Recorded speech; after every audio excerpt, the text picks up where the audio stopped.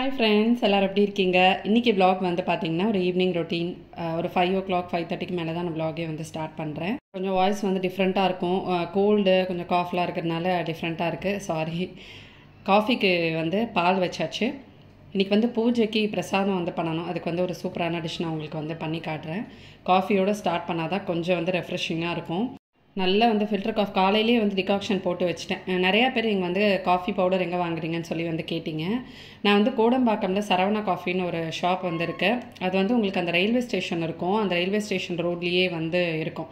நீங்கள் இன்கேஸ் அங்கே போகிறீங்க அப்படின்னா நீங்கள் அங்கே வந்து வாங்கி பாருங்கள். ரொம்ப வந்து டேஸ்டியாக இருக்கும். எப்பயுமே அங்கே தான் வாங்குகிறோம். கிட்டத்தட்ட ஒரு 10 வருஷமாக நாங்கள் வந்து அங்கே தான் வாங்கிட்டு இருக்கோம். இன்கேஸ் எனக்கு வந்து அங்கே போக முடியல, வாங்க முடியலன்னா கூட உங்களுக்கு வந்து டன்சோவில் போட்டு அவங்க வந்து அனுப்புவாங்க. அங்கேருந்து அந்த மாதிரி நீங்கள் சென்னைக்குள்ளே இருக்கிறீங்கன்னா அந்த மாதிரி நீங்கள் வாங்கிக்கலாம். அக்ராஸ் கண்ட்ரிஸ் அவங்க அனுப்புகிறாங்கன்னு நினைக்கிறேன். நீங்கள் வந்து செக் பண்ணிக்கலாம். இன்றைக்கி வந்து பாசிப்பருப்பில் வந்து பாயசம் மாதிரி பண்ண போகிறேன் பிரசாதத்துக்காக. ஃபஸ்ட்டு வந்து பாசிப்பருப்பை நல்லா வந்து வாஷ் பண்ணிக்கலாம். அந்த குழகுழப்பு இல்லாமல் இருக்கிறதுக்கு கொஞ்சம் நேரம் பாசிப்பருப்பை வந்து கொதிக்க வச்சுட்டு அதுக்கப்புறமா விசில் வச்சிங்கன்னா உங்களுக்கு ரொம்ப குழக்குழன்னு இல்லாமல் நல்லா அழகாக வந்து வெந்து வரும். இப்போ நான் வந்து புது பாத்திரங்கள் வந்து நமக்கு ரெவ்யூக்காக அமைச்சிருக்காங்க இண்டஸ் வேலிலேருந்து. இது எல்லாமே வந்து நியூ லான்ச்சஸ் தான். நான் எப்போவுமே புது பாத்திரம்னு வந்துச்சுனாலே ஃபஸ்ட்டு வந்து ஸ்வீட்டோட அந்த மாதிரி தான் வந்து குக் பண்ணுவேன். இது எல்லாமே ரொம்ப நல்லாயிருக்கு. இதை பற்றின ஒரு குட்டி ரிவ்யூவும் வந்து ஷேர் பண்ணுறேன். ஏன்னா நிறையா பேர் இண்டஸ் வேலி ரிவ்யூ நான் வந்து பண்ணதை பார்த்துட்டு நிறையா குக்கர்ஸ் வாங்கியிருக்கீங்க. கூப்பன் கோட் வந்து யூஸ் பண்ணி வாங்கியிருக்கீங்க. ரொம்ப நல்லாயிருக்கு, குவாலிட்டியும் வந்து சொல்லியிருக்கீங்க. இப்போ இது எல்லாமே வந்து பார்த்திங்கன்னா நியூ லான்ச்சஸ் தான். சூப்பராக வந்து இருந்தது. இது எல்லாமே உங்களுக்கு வந்து ட்ரை ஸ்டீல் தான்.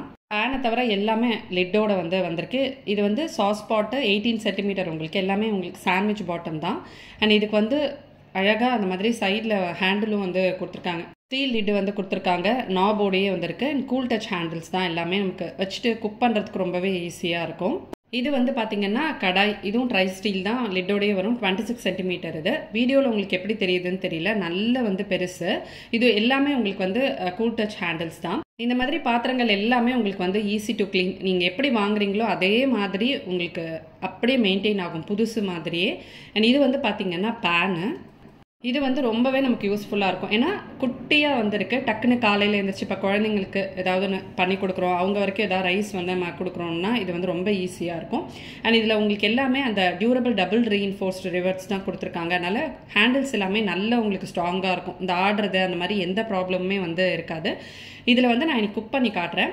ஸோ நமக்கு ரொம்ப வந்து வெயிட்டான ஸ்டெயின்லெஸ் ஸ்டீல் பாத்திரங்களும் இருக்குது. பட் இது வந்து பார்த்திங்கன்னா உங்களுக்கு ரொம்ப ஈஸி டு மெயின்டைன். அண்ட் அந்த அளவுக்கு வெயிட் இல்லை, பட் நல்லாவே வந்து வெயிட் இருக்குது.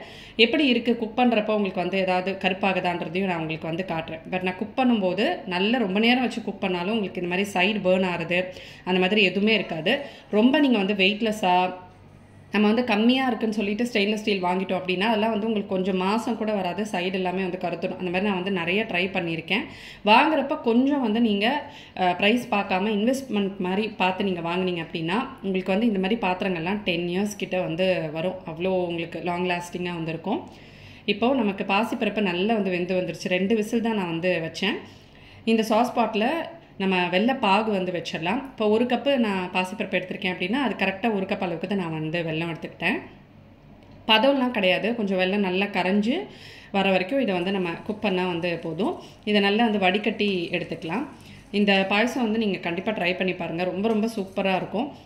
கடலைப்பருப்பு பாயசம் எனக்கு வந்து அவ்வளோ பிடிக்காது. ஏன்னா அந்த கடலைப்பருப்பு அப்படியே வாயில் நமக்கு கடிச்சு சாப்பிட்றதுக்கு ஒரு மாதிரி வந்திருக்கும். இது வந்து உங்களுக்கு நல்ல மையாக இருக்கிறதுனால நீங்கள் குழந்தைங்களுக்கு கூட வந்து கொடுக்கலாம். இப்போ பாகு நம்ம நல்லா வடிக்கினதுக்கப்புறமா அதே பாத்திரத்துலேயே ஊற்றிட்டு வேக வச்ச பாசிப்பருப்பையும் ஊற்றி கொஞ்சமாக வந்து பால் விட்டுருக்கேன். அது கொஞ்சம் கொதிக்கட்டும். அதுக்கு நம்ம சைடில் வந்து நட்ஸ் எல்லாத்தையுமே வந்து வறுத்தரலாம். இந்த பேன் தான் வந்து எடுத்திருக்கேன். எனக்கு அவ்வளோ பிடிச்சிருந்தது. ஏன்னா நான் எவ்வளோ நேரம் வந்து குக் பண்ணேன். நீங்கள் பார்த்தீங்கன்னா தெரியும். உங்களுக்கு சைட்லலாம் நார்மலாக ஸ்டெயின்லெஸ் ஸ்டீல் வாங்குறோம் அப்படின்னா சைட்லலாம் வந்து கருப்பாகும். பட் இது வந்து நல்லா இருக்குது குவாலிட்டி. இன்கேஸ் நீங்கள் வந்து ஒரு நல்ல பாத்திரங்கள் வாங்கணும், உங்களோட கிச்சனை ஏதாவது புதுசாக செட் பண்ணணும்னு நினச்சிங்கன்னா இந்த மாதிரி குக்கர்ஸ் எல்லாம் நீங்கள் வந்து கண்டிப்பாக வாங்கிக்கலாம். கல்யாணத்துக்கு இப்போ யாருக்காவது கிஃப்ட் பண்ணுறதுக்காக கூட இதெல்லாம் நீங்கள் வந்து வாங்கி கொடுக்கலாம். ஸ்க்ரீனில் வந்து நான் ஒரு கோட் கொடுக்குறேன். அந்த கோட் யூஸ் பண்ணி பர்ச்சேஸ் பண்ணுறப்போ டிஸ்கவுண்ட் ப்ரைஸில் நீங்கள் வந்து பர்ச்சேஸ் பண்ணிக்கலாம். ஸோ அது நீங்கள் வந்து ஆர்டர் பண்ணும்போதே உங்களுக்கு கோடு ஏதாவது இருக்கா அப்படின்னு கேட்கும். அந்த இடத்துல லாவண்யான்ற கோடு வந்து கொடுங்க. இப்போ நம்ம பாயசம் வந்து ரெடி ஆயிடுச்சு.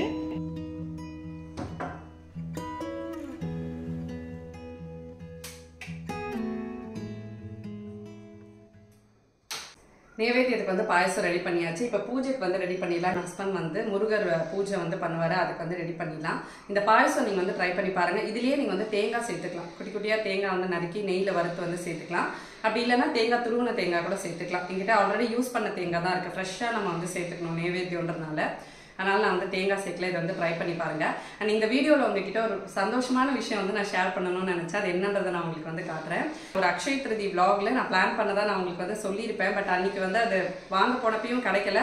ஆர்டர் பண்ணலாம்னு நினச்சப்பையும் அந்த டிசைன் வந்து எனக்கு பிடிக்கல, அந்த ஃபினிஷ்லாம் எனக்கு வந்து பிடிக்கல, நான் அப்படியே விட்டுட்டேன். பட் இது நமக்கே தேடி வரணும்னு இருக்கு. இன்னொன்று என்னென்னா, நான் வந்து பிளான் பண்ணது என்னென்னா, ஒன்று நான் பிளான் பண்ணேன், பட் ரெண்டுமே வந்துடுச்சு. அது என்னன்றதை நான் உங்களுக்கு வந்து காட்டுறேன்.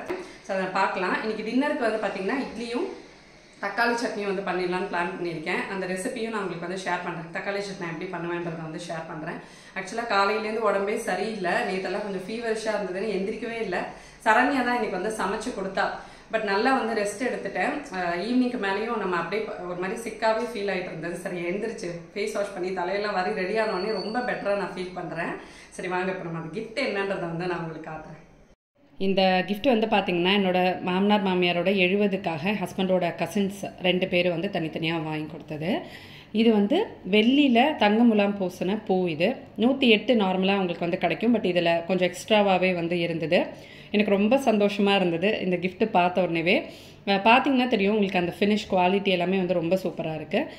இது வந்து நமக்கு நார்மலாக சில்வர் ஷாப்ஸில் கோல்டு இந்த மாதிரி ஜுவல்லரி ஷாப்ஸ்லலாம் பார்த்திங்கன்னா சில இடத்துல அப்படியே ரெடிமேடாகவே வந்து வச்சுருப்பாங்க. சில கடையில் வந்து ஆர்டர்ஸ் பேஸ் பண்ணி தான் வந்து பண்ணுவாங்க. அது வந்து பார்த்திங்கன்னா வெள்ளியில் தங்கமெல்லாம் பூசினது. இது வந்து வெள்ளி. எனக்கு கரெக்டாக அது வந்து என்ன பூ அப்படின்றது வந்து தெரியல. உங்களுக்கு இதுலேயே மல்லி முல்லை எல்லாமே வந்து இருக்குது. இது வந்து கொஞ்சம் குண்டு மல்லின்னு நினைக்கிறேன். நல்லா இதழ் விரிஞ்சு அழகாக வந்து இருந்தது. இதில் தான் பூஜை பண்ணணும் அப்படின்றதெல்லாம் வந்து கிடையாது. பட் இந்த மாதிரி விற்கிறாங்க. இப்போ நம்ம அக்ஷய திருதிக்கு ஏதாவது கோல்டெல்லாம் வாங்குகிறோம், கொஞ்சம் அஃபோர்டபுளான ரேஞ்சில் சுவாமிக்காக ஏதாவது வாங்கணும் அப்படின்னா இந்த மாதிரி நம்ம வந்து வாங்கிக்கலாம். இல்லை யாருக்காவது நம்ம கிரகப்பிரவேசத்துக்கோ கல்யாணத்துக்கோ எல்லாம் வந்து கிஃப்ட் பண்ணணும்னு நினச்சா இதெல்லாம் வந்து ஒரு பெஸ்ட் ஆப்ஷன். நம்ம பூலையும் வந்து பூஜை பண்ணலாம். பூவோடு சேர்த்து இதுவும் நம்ம ஒன்றா போட்டு பூஜை பண்ணுறப்போ இன்னும் நமக்கு ஒரு திருப்தியாக இருக்கும், இன்னும் ஒரு விசேஷமானது அப்படின்னு இப்போ சொல்கிறாங்க. அது எனக்கு வந்து ரொம்ப ரொம்ப சந்தோஷமாக இருந்தது. உங்கள்கிட்ட ஷேர் பண்ணிக்கிட்டது எனக்கு இன்னுமே வந்து சந்தோஷமாக இருக்குது. இப்போ நம்ம வந்து சட்னி பண்ணிடலாம். அந்த தக்காளி சட்னி ரெசிபி நான் நிறையா தடவை வந்து ஷேர் பண்ணியிருக்கேன்னு நினைக்கிறேன். இருந்தாலுமே நான் வந்து ஷேர் பண்ணுறேன். பட் இந்த சட்னி நான் வந்து பண்ணுறதோட இந்த சட்னி நான் கற்றுக்கிட்டதுக்கு ஒரு ஸ்டோரி வந்திருக்கு. நமக்கு நார்மலாக கல்யாணத்துக்கு முன்னாடி நம்ம குக்கிங்லாம் வந்து இன்ட்ரெஸ்ட் இருக்குது, நிறையா டிஷ்ஷஸ் குக் பண்ணி வந்தோம் அப்படின்னா நமக்கு வந்து ரொம்ப கஷ்டமாக தெரியாது கல்யாணத்துக்கு அப்புறமா. பட் நமக்கு பருப்பு கூட என்னன்னு தெரியாமல் அந்த மாதிரி தான் நான் வந்து இருந்தேன். எனக்கு குக்கிங் போய் பண்ணுற அளவுக்கெல்லாம் வந்து எந்த ஒரு ஆப்பர்ச்சுனிட்டியுமே இருந்ததில்லை. படிச்சுட்டு அதுக்கப்புறமா நான் டேரெக்டாக வேலைக்கு போயிட்டேன்.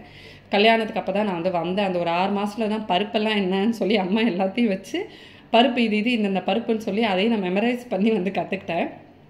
அப்போ நம்ம டக்குன்னு போயிட்டு நம்ம ஏதாவது ஒரு டிஷ் பண்ண சொல்கிறாங்க, இல்லை ஏதாவது இப்போ மாமியார் வந்து கூட இருக்கிறதுனால எனக்கு கஷ்டம் தெரியல, அவங்க எல்லாமே வந்து மேனேஜ் பண்ணிக்கிட்டாங்க. பட் இன்கேஸ் அவங்க ஊருக்கெல்லாம் போயிட்டாங்கன்னா ரொம்ப தடுமாறுவேன் கல்யாணம் ஆன புதுசில். அப்போ வந்து அவசரத்துக்கு ஒரு 2-3 டிஷ் வந்து அம்மா கற்றுக் கொடுத்ததில்ல. பாம்பே சட்னி ஒன்று, அது வந்து நான் ஏற்கனவே ஷேர் பண்ணியிருக்கேன். வெங்காயம் தக்காளியெல்லாம் வதக்கி மசாலா கொஞ்சம் காரம்லாம் போட்டுட்டு கடலை மாவு கரைச்சி ஊற்றுறது, அது வந்து ஒரு அவசரத்துக்கு சொல்லி கொடுத்தாங்க. அப்புறமா இந்த சட்னி, இதுவும் வந்து எனக்கு ஒரு அவசரத்துக்கு அம்மா சொல்லி கொடுத்தது தான். இந்த மாதிரி கல்யாணம் ஆன புதுசில் அவசரத்துக்கு கற்றுக்கிட்ட டிஷ்ஷஸில் இதெல்லாம். சாம்பார் அப்புறமா ரசம் எனக்கு ரொம்ப நாள் வந்து வராது. அதுக்கப்புறமா தான் நான் கொஞ்சம் கொஞ்சம் ரசமே வைக்க வந்து கற்றுக்கிட்டேன். சில டிஷ்ஷஸ்லாம் எனக்கு இப்போயுமே மெஷர்மெண்ட்லாம் என்னதான் அம்மா சொன்னாலுமே அப்போ நான் செய்கிறப்ப தான் போய் ஃப்ரெஷ்ஷாக கேட்பேன். சிலதெல்லாம் எனக்கு வந்து சப்கான்ஷியஸாக பதிஞ்சிடும். சிலதெல்லாம் நமக்கு எத்தனை தடவை சொன்னாலும் ஞாபகமே இருக்காது. அந்த மாதிரி உங்களுக்கு ஏதாவது இருக்கான்னு சொல்லுங்கள். எனக்கு எப்போவுமே இந்த தக்காளி சட்னி பண்ணால் அதுதான் வந்து ஞாபகம் வரும்.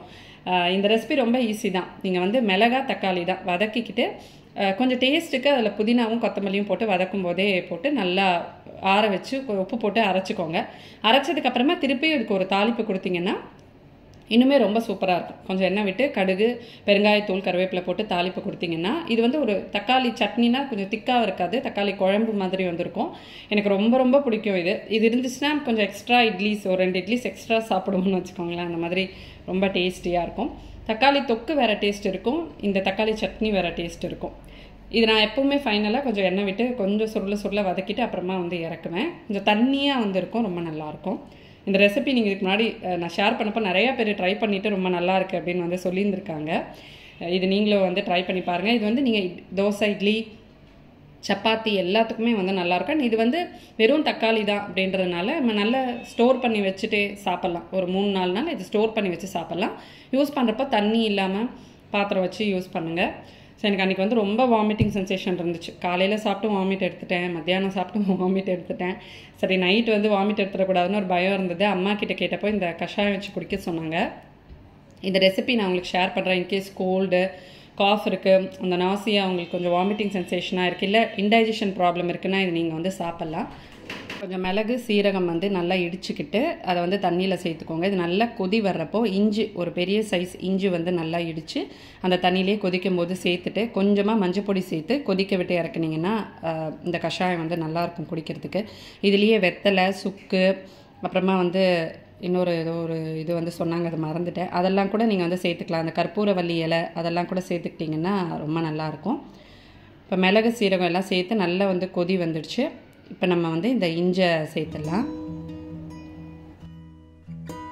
இந்த தண்ணி நம்ம சேர்த்தது வந்து ஒன்றுக்கு பாதியாக கொதிச்சு அந்த ஜூஸஸ் எல்லாம், அந்த மிளகு சீரகத்தோட ஜூஸ் எல்லாம் அந்த தண்ணியில் இறங்கி இந்த மாதிரி கலர் மாறும்.